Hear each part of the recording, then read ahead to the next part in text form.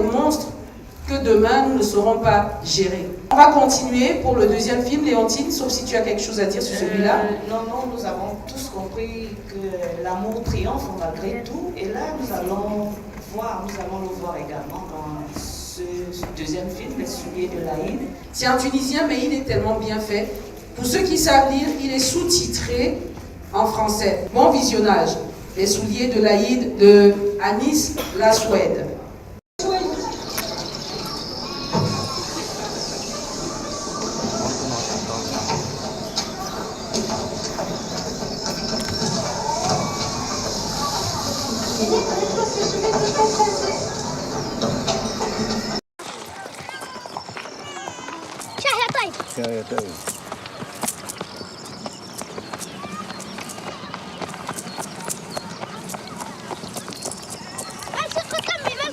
بسم الله الرحمن الرحيم. سلم على امك.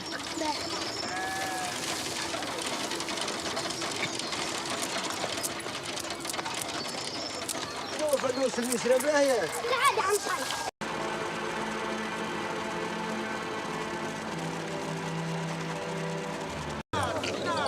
اخر سوق ساعدنا يرحم بوك. قلت لك ولدك مولود ليلة القدر، هذا اللي رمضان فضيلة، يفرح ولدك ليلة العيد. يرحم بوكم 17,000 ساعدنا. 40 دينار اخوي، اخر كلام، اخر كلام، اخر سوق.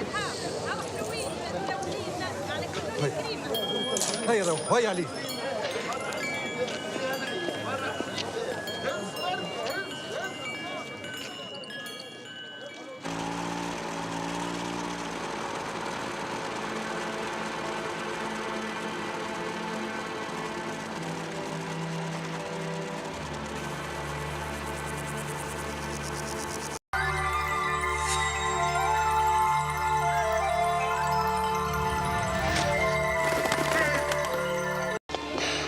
غدر غالي. لا والله ما نعرف ايش بابا.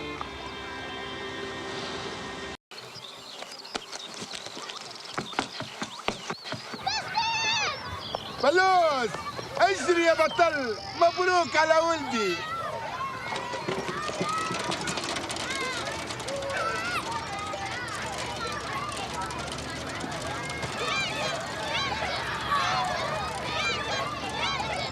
Vous voyez, c'est important de rester assis. Les jeunes, c'est pour vous qu'on fait on vous montre les films. Et vous avez vu le générique, toutes les écritures qu'il y a à la fin. C'est très important de rester assis jusqu'à la fin pour que vous voyez le nombre de personnes qui travaillent pour qu'on ait ce film. Donc demain, si quelqu'un a envie de faire le cinéma, pendant que le générique passe, vous regardez qu'est-ce qui vous plaît dans les différents métiers que vous voyez là. Vous pouvez aussi poser des questions pendant qu'on est là. Quel est le rôle de telle ou telle personne quand vous lisez un générique? C'est pour ça qu'on reste assis pendant le générique. Donc c'est très très important. Et faire un film comme celui-là, vous avez vu, on a plus d'une 50aine de personnes qui travaillent. C'est énorme. Est-ce qu'il y a quelqu'un qui peut me raconter en quelques mots le film? Bonjour.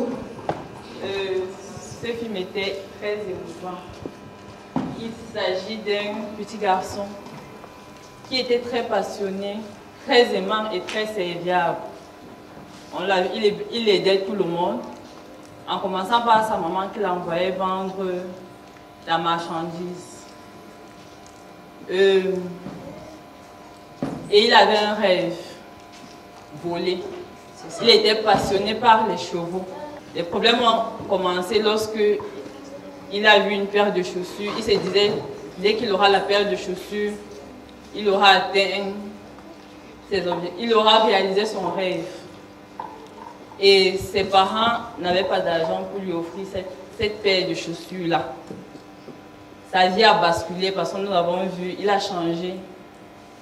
Il avait l'habitude de courir, il ne courait plus. Il ne voulait même plus manger parce qu'il voulait ses chaussures à tout prix. Lorsqu'il a eu ses chaussures, il a retrouvé le sourire, il était tout content, même comme il avait perdu l'espoir. De ce film, je retiens que dans la vie, il ne faut pas abandonner ses rêves. Merci. Je voudrais que vous réagissiez parce que le film était en tunisien. Il était peut-être clair, mais il faut l'avoir compris. Oui, merci. Nous avons vraiment apprécié ce film tunisien. Et ce que nous avons compris aussi, c'est l'interpellation des parents par rapport au dialogue avec les enfants. Le papa n'avait certes pas les moyens, mais il a exprimé cela à l'enfant avec brutalité. Ce qui fait que l'enfant n'a pas compris que son papa n'avait pas les moyens. C'est d'autant plus que cet enfant était le plus dévoué de la famille parce qu'il aidait sa maman à la vente des feuilles de briques. Et avec cet argent, on pouvait aussi aller au-delà et lui faire plaisir. Parce que c'est un enfant qui se sacrifie pour les autres, qui vraiment fait le don de soi pour sa famille et pour la communauté même du village. Il avait un ami qui était un handicapé, ce qui montre que c'est un enfant qui aimait les gens. Donc ses parents, sa maman, celle l'a compris, elle voulait lui offrir la chaussure, mais le papa était très braqué. Donc s'il lui avait expliqué ça d'une autre façon, peut-être l'enfant aurait compris que ses parents n'avaient pas assez de moyens, mais la façon de rejeter son souhait l'a braqué lui-même et tout de suite, il a viré en comportement et il mangeait plus, il était plus joyeux. Ce qui fait que vraiment le message, c'est-à-dire la communication entre les parents et les enfants est importante. Les enfants doivent savoir que quand ils sont nombreux, si l'un d'eux a besoin de quelque chose, on peut le lui donner et une autre fois, ça pourrait être lui. Dans la vie, il faut souvent savoir tenir à ses rêves et à ses ambitions et on y parvient. Merci pour tenir à ses rêves. Mais je vais demander à Léontine, est-ce qu'il a vraiment eu ses chaussures? Bon, alors là, je ne voudrais pas briser le rêve. Parce que là, nous sommes vraiment dans un rêve. Et je vais d'abord parler de quelque chose qui m'a marqué en tant que parent. Parce que parfois, les enfants développent une véritable obsession pour quelque chose. Et vous enferment dans cette obsession, vous, en tant que parent. Je vais vous raconter une petite anecdote.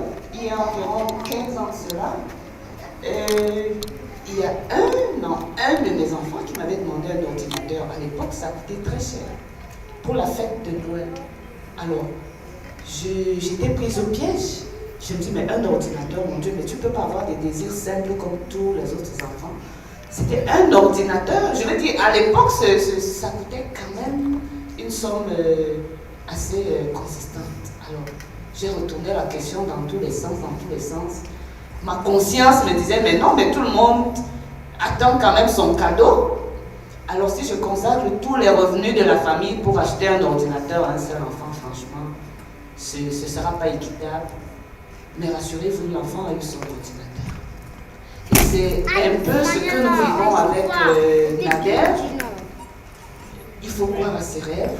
Je crois que le Père Noël, même comme nous sommes chez les musulmans, enfin, disons, le film, c'est la fête du Ramadan et tout, oui, de l'Aïd, l'enfant a fini par avoir ses chaussures ailées. Alors moi, je reviens à cette obsession qu'un enfant peut développer dans une famille aux revenus modestes. Parce que nous voyons bien 40 dinars, ça représentait énormément pour ce papa. Vous voyez le regard désespéré du père. La mère, bon, je ne sais pas trop sur quoi la mère compte, parce qu'elle dit tu peux lui offrir, mais elle-même, au fond d'elle-même, elle sait que c'est pas pratique, c'est pas réaliste. Mais ils ont eu confiance, et la main du bon Dieu, comme je le dis, est passée par là, à travers le mendiant. Donc, quelque part, l'enfant avait ce désir, il a fini par réaliser son rêve. Nous, parents, faisons confiance à Dieu. Moi, franchement, c'est tout ce que je puis dire pour l'instant. C'est un film qui a gagné tellement de prix à travers le monde. Moi, je l'ai déjà vu 6 fois. Et je peux comprendre que pour une première fois, surtout pour ceux qui ne lisent pas très bien rapidement, on n'est pas très bien compris. Moi, je pense que je ne l'ai même pas encore très bien compris. Je vais vous raconter ce que j'ai compris pour ceux qui ne le verront peut-être pas une deuxième fois. Oui, il voulait ses chaussures. Oui, le père voulait les lui offrir, mais il n'avait pas les moyens. Oui, les parents sont tellement aimants, parce que nous avons tout vu, c'est une famille où ils s'aiment. Et c'est un petit garçon à qui on ne veut rien refuser. Mais cette fois-ci, on n'a pas pu, on ne lui a pas refusé des chaussures, mais on n'a pas pu. Et son état a mis toute la famille en branle. Tout le monde était triste parce que Nader était triste. Mais j'ai demandé, est-ce qu'il a eu ses chaussures? Oui, il les a eues, mais comment? Dans le rêve. Nader a eu ses chaussures dans le rêve. Ce petit garçon c'est un rêveur. La preuve, même à l'école, il rêve, il dessine son cheval. Et quand il dort, vous avez vu, son cheval, dans les rêves, il se balade avec son cheval. Parce que c'est un enfant qui est très obéissant, il a fait sa crise comme tous les enfants font des crises quand ils n'ont pas ce qu'ils veulent. Mais après, parce que c'est un enfant qui est obéissant, serviable, il a fini par comprendre ses parents. Vous avez vu, à un moment, malgré son état, il est quand même allé accompagner les moutons au pâturage et il s'est oublié dans son rêve et les moutons ont disparu. Et toute la nuit, il a couru. Quand il est parti se rendre compte que même si son père voulait lui offrir ses chaussures, il ne pouvait pas parce que les chaussures avaient été achetées. Qu'est-ce qu'il a fait? Il a décidé de les avoir dans son rêve. Et c'est comme ça que le film se termine. Il a mis le drap sur sa tête. Il a commencé à rêver que son cheval qu'il dessinait allait lui donner les chaussures et il les a mises dans son rêve. À la fin, je crois que c'est ce qu'on a tous vu, à la fin il a mis des chaussures, mais vous avez bien vu que à un moment, dans la boutique, les chaussures n'étaient plus là. Mais comment il fait pour les retrouver? C'est dans le rêve. Il a porté les chaussures et tout, parce qu'il a recommencé à courir, vous avez dit il aimait courir, il a recommencé à courir et tout le village maintenant était content parce que Nader était content et tout le monde courait après lui. Et pour terminer, il s'est envolé parce qu'il voulait ses chaussures ailées pour voler comme son cheval ailé. Je crois que la fin, cette fin peut être interprétée de différentes manières. Oui. Parce qu'à un moment, moi j'ai eu peur que le petit garçon se soit suicidé. C'est-à-dire que, vous voyez là où il est au bord de la falaise, là, il lui prend vraiment des envies de s'envoler, de s'oublier. Parce que la fin, Nader qui vole, mais comment il vole? Est-ce qu'on est toujours dans le rêve? Et si on était dans la réalité? C'est ça. Parce que nous comprenons bien qu'il a fini par avoir des chaussures. Alors, on lui a offert ses chaussures. Mais comment arrive-t-il à voler? Véritablement. C'est pour ça que je dis que c'était dans le rêve. Quand un enfant veut quelque chose, c'est bien. Mais quand les parents disent qu'ils ne peuvent pas, surtout quand vos parents vous aiment, ils vous ont montré qu'ils vous aiment. Parfois, les parents sont incapables de vous satisfaire. Hein? Ne soyez pas, soyez désespérés un peu. Mais quand on vous a dit qu'on ne peut vraiment pas, redevenez vous-même. Peut-être qu'un jour, comme tu l'as dit, un jour, on peut vous satisfaire. Moi, c'est surtout de rappeler aux enfants, quand vous aimez quelque chose, ne mettez pas la corde au cou aux parents. Surtout les parents qui vous ont déjà montré qu'ils peuvent vous donner, ils feront tout pour vous. Noël, là, c'est souvent quelque chose. Noël, l'Aïd, on met la corde au cou aux parents. Je veux qu'un enfant parle. Maintenant que on a essayé de se retrouver sur l'histoire, qui voudrait dire ce qu'il a ressenti dans ce film? Qu'est-ce que tu as demandé à papa, à maman ce Noël? Allez, vas-y, vas-y, dis. Les cadeaux. Quel cadeau? Qu'est-ce que tu veux demander comme cadeau? Mes jouets. Tu veux des jouets. Quel jouet tu veux vraiment? Des poupées. La poupée. Oui, avec les assiettes en jouet, un chien en jouet. Une dinette. Les assiettes en jouet. Une dinette. Papa, maman, vous avez entendu, commencez à vous préparer. Je veux la poupée. La poupée, maman est où? Maman, dis à maman ce que tu veux pour Noël. Je veux la poupée avec la dinette. Et qu'est-ce que tu dois faire pour que maman t'achète ça? Être gentil. Oui, tu dois être gentil. Quelqu'un d'autre? Un autre enfant qui veut dire son rêve? Oui, voilà une main.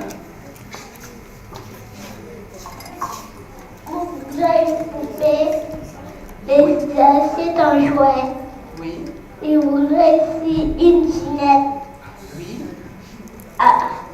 avec une tasse de thé à jouet. Avec quoi? Une tasse de thé à jouet. Une tasse de thé. Une tasse de thé en jouet. Bon, ça fait 4 cadeaux pour toi seul. Hein? Tu veux qu'on achète les 4? Et on doit aussi acheter pour tes sœurs? Oui. Ok, il faut faire la liste pour vous 3. D'accord? Donc tu dis à maman, maman, qu'est-ce que tu attends d'elle? Ouais. Mais vas-y, réponds, hein. C'est à toi qu'elle s'adresse. Donnez-lui le micro. En fait, elles ne sont pas trop vilaines, mais je souhaite qu'elles soient moins vilaines. Moins vilaine. Donc, maman te demande que vous soyez moins. Il y a une petite, il y a une autre qui veut parler. Moi, je voulais une poupée avec une tinette et des habits de ma poupée. Voilà. Avec une maison de ma poupée. Une maison. Une maison à étage pour sa poupée et les habits. Et est-ce que tu es vilaine, comme maman a dit? Tu es un peu vilaine? Oui. Ah. Et maintenant, pour avoir, qu'est-ce que tu dois faire? Tu dois être gentil. Ah, super. C'est très bien. Quelqu'un d'autre? Tu veux le vélo? Maman, tu n'as pas encore acheté son vélo? Tu as dit à maman que tu veux le vélo? Mais moi, je voudrais demander aux jeunes, est-ce qu'il vous est arrivé, comme Nader, de régler un problème dans le rêve? Oui, je vois Serdin. Bonjour à tous. Bonjour. Bon, j'ai regardé le film, j'ai aimé. Par rapport à votre question, c'est par rapport à mon travail en fait, que je fais, la communication. Oui. Bon, il y a un festival qui arrive, je ne sais pas si c'est cité, le Festival Écran Noir. Bon, en soit dans le rêve, j'étais déjà... Je m'imaginais déjà en train de travailler, Tu as organisé tout le Oui, festival? tout le festival en fait. Tout, le plan de com, la communication, avant, pendant et après, tout.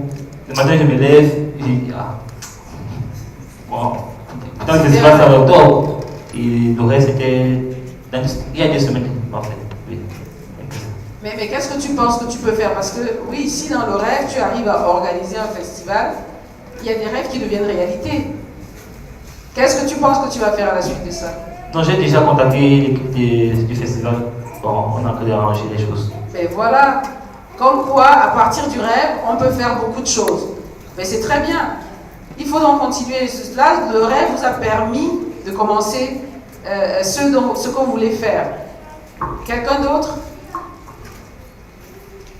Je vois des papas et des mamans au fond là-bas. Oui, il y a un papa qui lève la main. Oui, c'est pour apprécier le rêve de l'enfant du film. Oui. Pour comprendre la culture islamique qui est en Tunisie, ou au Cameroun, il y a une partie du Cameroun qui est musulmane. Oui. Le cheval, le poulain que nous avons vu, ça pousse des ailes à certaine hauteur. Ça a une histoire sainte.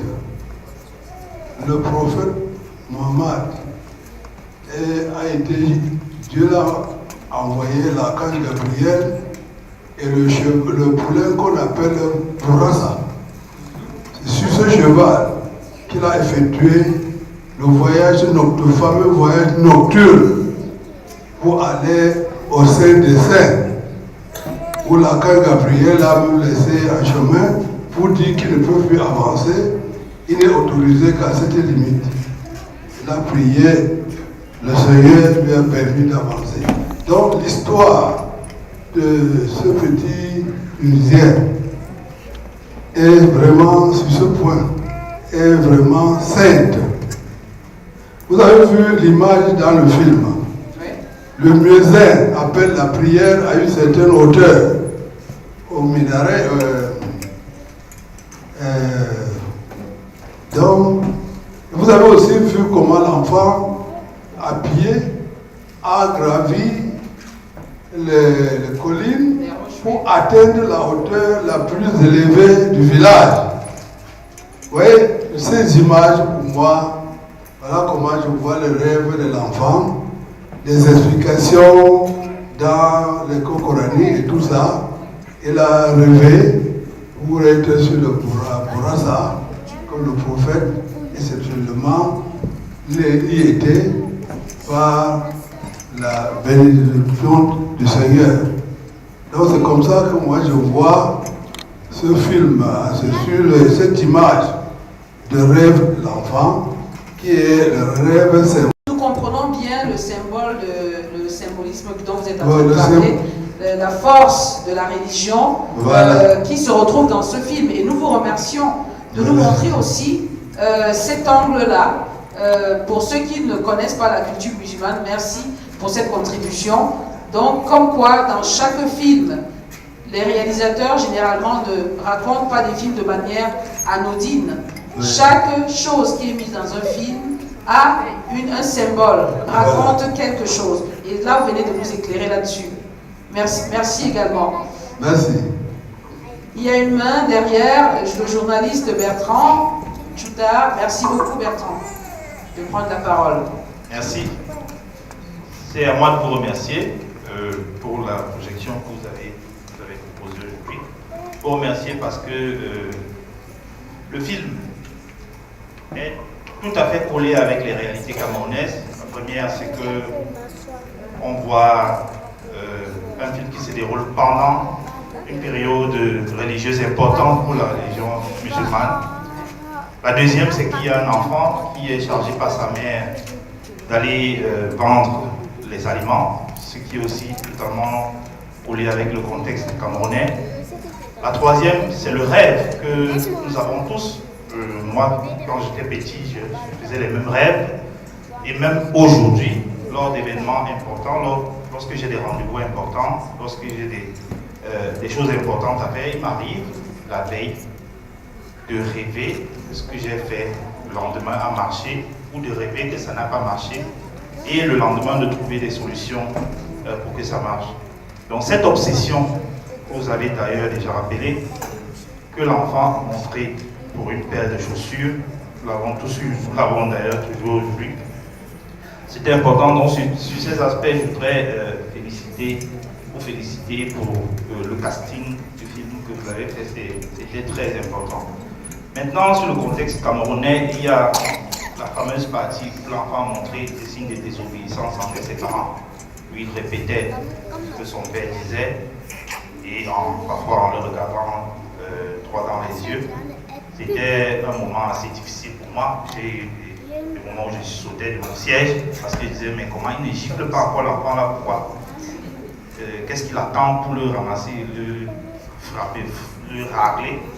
Ce sont des moments qui ont été difficiles, qui permettent peut-être aux enfants de savoir que parfois ce n'est pas bien, puisque le père finalement lui-même a sorti de sa réserve pour porter la main sur l'enfant. Maintenant, je termine encore en vous félicitant parce que le réalisateur, je ne sais pas s'il a fait sciemment ou inconsciemment, nous laisse la liberté, en tout cas c'est ce que j'ai perçu, de terminer le film dans notre rêve. Parce que tous les rêves que l'enfant a fait, le réalisateur nous faisait basculer dans le dessin animé. Et étonnamment, le dernier rêve par lequel le film s'achève revient dans la réalité. Donc je n'ai pas compris si dans cette fois-là c'était la réalité, puisque le premier rêve, lorsqu'il est sur l'arbre, il est censé être en train de suivre les chèvres, il sort de la réalité, on entre dans le dessin animé. Tout à fait. Identique lors du premier rêve. On est dans le dessin animé, lorsque couché sur l'orne, il regarde le dessin qui est collé au mur. Mais dans le dernier, on sort de la réalité, il porte le film, je me suis dit, mais qu'est-ce qui se passe? Je vois que c'est dans le rêve puisqu'il se met à voler. Donc le réalisateur a eu, inconsciemment ou consciemment, la bonne idée d'achever son film sur cette image pour nous laisser à nous, téléspectateurs, la liberté, nous aussi, de rêver en se disant en donnant peut-être dans notre rêve la chaussure à l'enfant qui a montré l'obsession. Merci. Merci beaucoup. Non, mais je suis d'accord, je pense que c'est sciemment qu'il a laissé ouvert, puisque ça nous permet de continuer à rêver de ce que, comme on dit, un film ne doit pas être toujours, ne doit pas être fermé. Il y a des chutes ouvertes.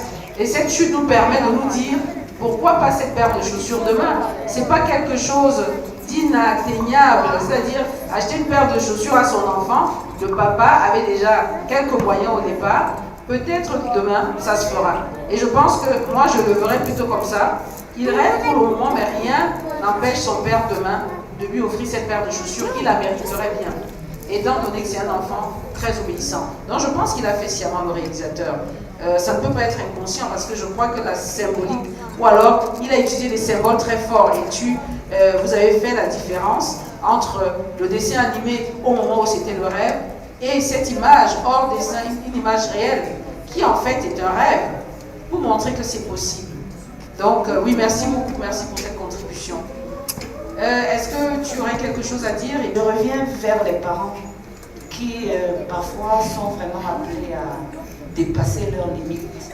C'est-à-dire que vous faites un budget, je prends vraiment une image terre à terre, vous faites un budget mensuel et puis vous avez, là ce n'est même pas des contraintes, c'est des envies de vos enfants qui vous amènent à aller hors budget. Parce que ça nous arrive très fréquemment, nous autres parents. Vous voulez bien rester dans votre budget, dans le cadre de votre budget, vous ne pouvez pas aller emprunter. Et puis vous ressentez vraiment cette obsession-là, on réussit à vous la transmettre. Vous avez la pression, on vous met la pression. Finalement, vous êtes hors budget. C'est-à-dire vous dépassez vos limites, vous dépassez le cadre que vous vous êtes fixé. Vous allez emprunter de l'argent pour faire plaisir à votre enfant. Il faudrait que les enfants dans la salle le sentent bien. Parfois, les parents font beaucoup de sacrifices pour vous. Oui. Beaucoup de sacrifices. Ils ne vous le disent pas. Parce que vous vous dites, non, mais les parents font énormément de sacrifices pour leurs enfants, pour qu'ils se sentent heureux, pour qu'ils se sentent bien. Ce sont des gestes d'amour.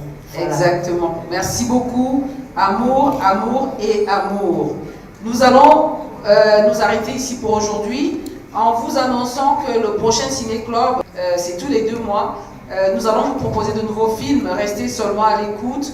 On a une page Facebook qu'on appelle Ciné-Club K, où tout est diffusé sur Facebook. Voilà. Et on affiche également ici. Et dans 2 mois, donc, on aura une nouvelle session. Nous voulons remercier toute l'équipe du Ciné-Club K, toute l'équipe de la CRTV qui est coordonnée par notre autre membre de l'association, Madame Samba. Et merci à tous les cinéphiles qui viennent nous voir et qui reviendront. Je vous souhaite de passer un très bon week-end. Au revoir.